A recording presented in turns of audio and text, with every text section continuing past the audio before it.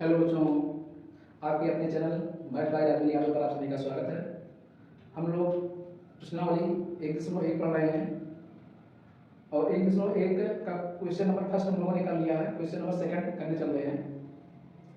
देखिएगा, question number second ये है, कह रहा दर्शाइए कि कोई विषम पूर्णांक 6q + 1, 6q + 3 या 6q + 5 के प्रकार का है जहाँ q कोई पूर्णांक है। कहने का मतलब यह है कि कोई एक विषम पूर्णांक है। विषम पूर्णांक मतलब कोई भी एक विषम संख्या है और जिसको आप 6 से डिवाइड करोगे।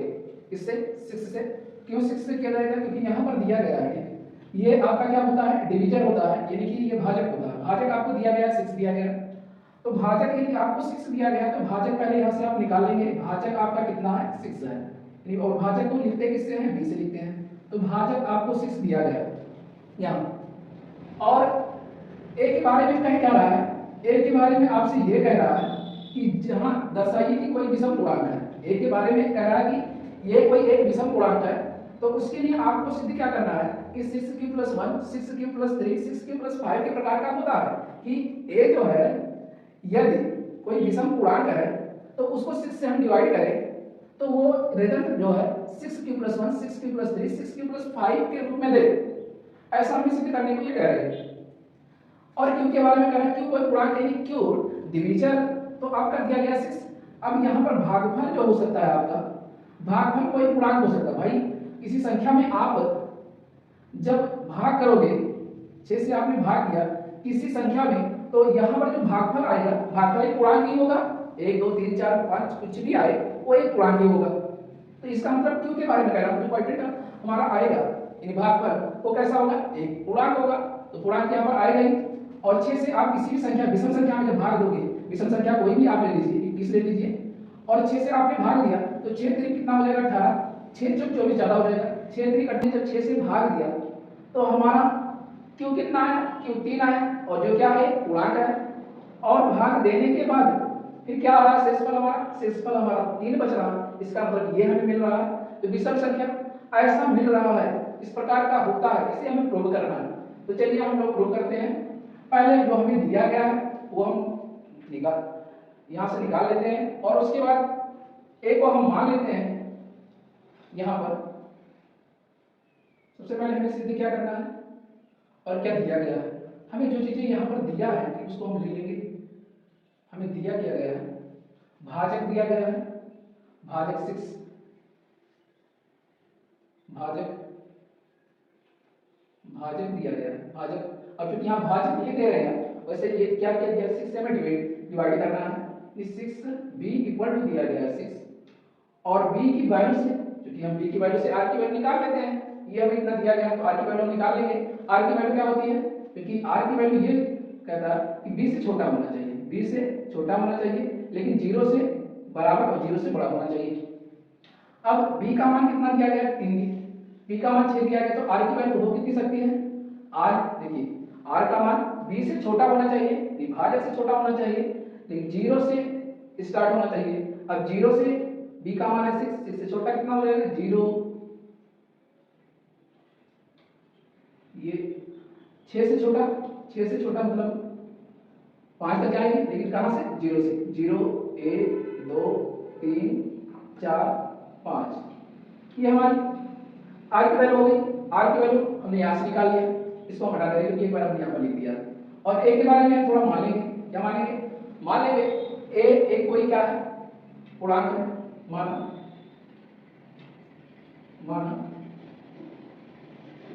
a एक कोई कोई धनात्मक पूर्णांक है,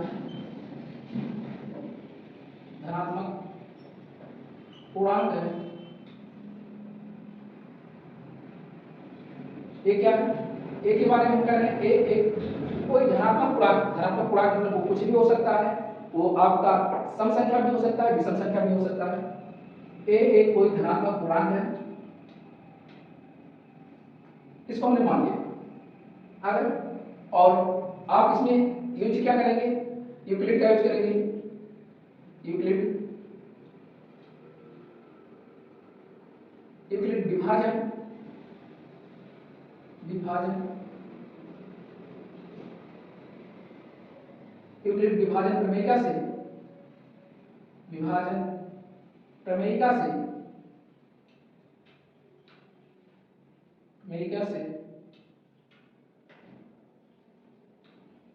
प्रमेयिका से हम क्या लिख सकते हैं? यूक्लिड विभाजन प्रमेयिका से हम लोग लिख सकते हैं क्या, क्योंकि a को हमने माना है कोई धनात्मक पूर्णांक है तो a हमने ले लिया, और ये क्या है? b q भाजक q quadrant plus r remainder शेषफल, ये होता है भाजक और भाजक विभाग का शेषफल, इस आधार पर होगा। अब इसमें हमें क्या कह रहा है कि मान जो दिया गया है r की वैल्यू 0 1 2 3 4 5 ये दिया गया, ये हमें रखना है r की वैल्यू। तो सबसे पहले इसमें हम क्या करेंगे, r क्योंकि हमें सिद्ध क्या करना है, हमें सिद्ध करना है, यहाँ पर सिद्ध करना है, यहाँ पर लिख दीजिए सिद्ध करना है 6q plus 1 6q plus 3 6q plus 5 क्या है, के प्रकार का है, ये संख्या क्या होगी, ये एक विषम संख्या होगी, और ये हमें प्रूव करना है, सिद्ध करना है। ए बराबर में ये सिद्ध करना है कि 6q plus 1 6 plus 3 6q plus 5 विषम पूर्णांक, विषम पूर्णांक, विषम पूर्णांक, विषम पूर्णांक, ये इस प्रकार से ये आएगा कि विषम पूर्णांक का होगा, तो ये हमें सिद्ध करना है। चलिए हम सिद्ध करते हैं। यहाँ पर देखिए, अब इसमें हमें यहाँ क्या करना होगा, पहले हम a इक्वल टू देते हैं bq plus r, bq plus r। इसमें होगा क्या कि हमें a की वैल्यू तो a ही रहेगी, a की वैल्यू कुछ भी हो सकती है, चाहे आप सम हो या विषम हो। अगर विषम होगा तो इसका मतलब इस प्रकार से आएगा, ये हमें प्रूव करना है, और सम होगा तो सम में क्या करेंगे, हम दो कॉमन निकालेंगे।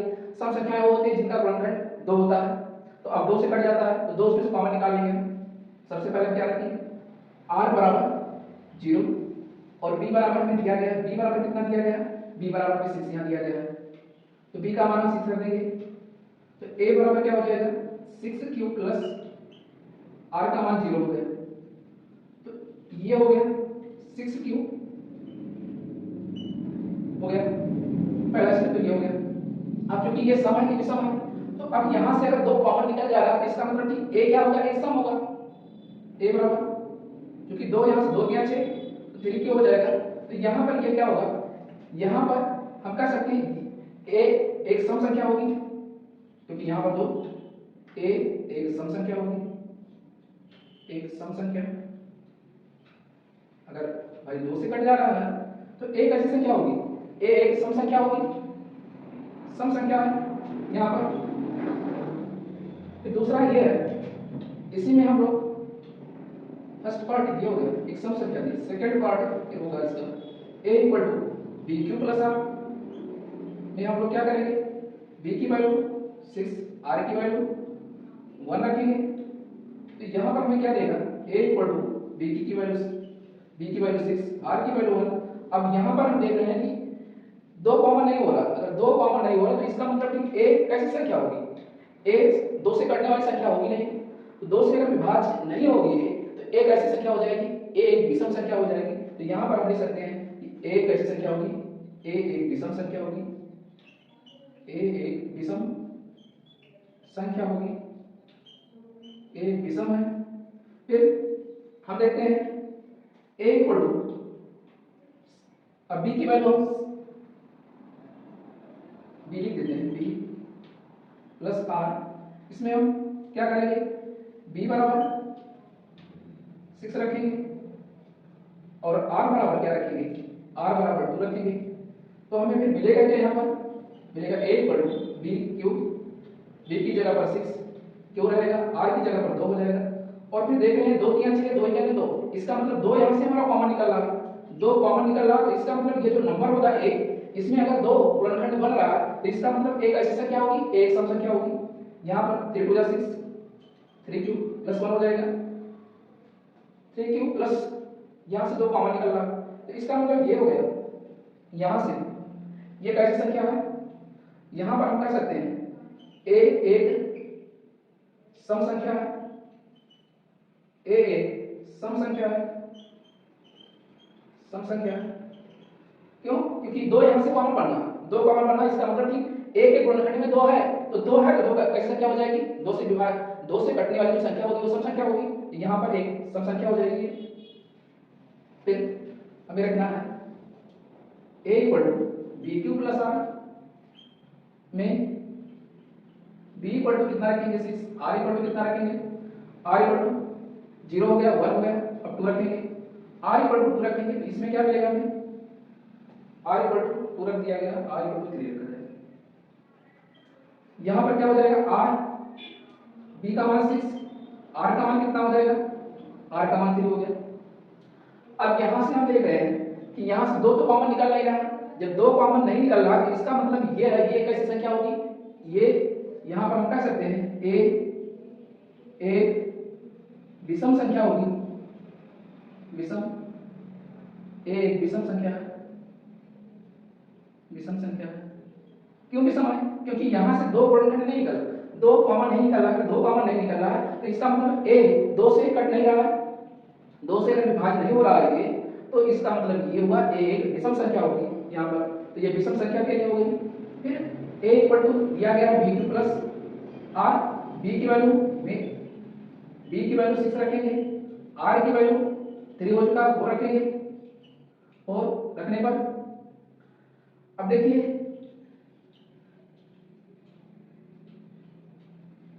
इसमें रखें a इक्वल टू क्या हो जाएगा, b की वैल्यू 6 क्यू प्लस r की वैल्यू, अब 6 से भाग दिया जाएगा तो क्वाड्रेंट कुछ भी होगा, एक बार गुणांक भी आएगा, प्लस r की वैल्यू क्या हो जाएगी, r की वैल्यू 4 हो जाएगी। तो यहाँ पर हम ये देख रहे हैं कि यहाँ पर 2 हमारा गुणनखंड बना, 2 3 6 2 2 4, इसका मतलब यहाँ से हम 2 कॉमन लेकर निकाल लेंगे तो ये क्या बच जाएगा, 2 3 6, यहाँ 3 बच जाएगा, और यहाँ 3 क्यों हो गया, 2 2 4 प्लस यहाँ 2 बच गया, तो यहाँ पर 2 से कट रहा है ये, तो इसका मतलब एक ऐसी संख्या हो जाएगी, a एक सम संख्या होगी, यहाँ पर a एक सम संख्या होगी, a एक सम संख्या है, ये हो गया। फिर हम देखेंगे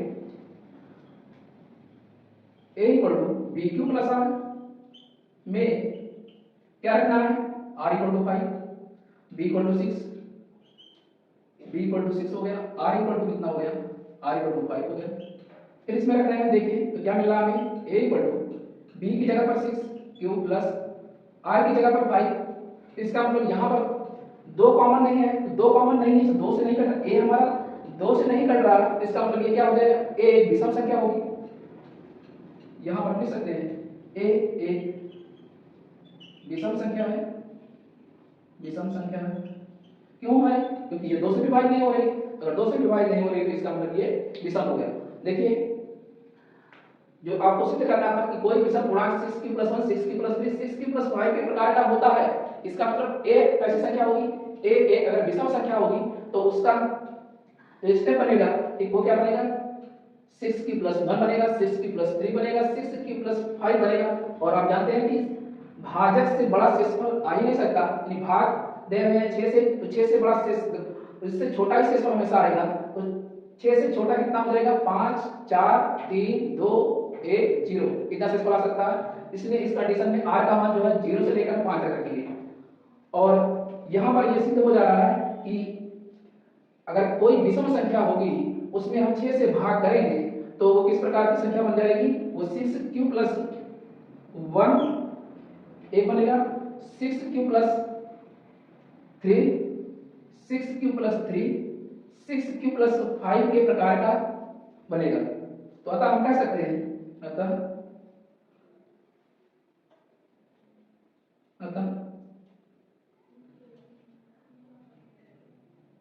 6q plus 1 6q plus 3 6q plus 5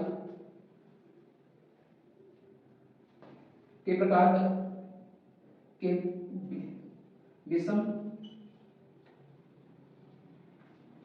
इतना जो है विषम प्रकार की संख्या, विषम प्रकार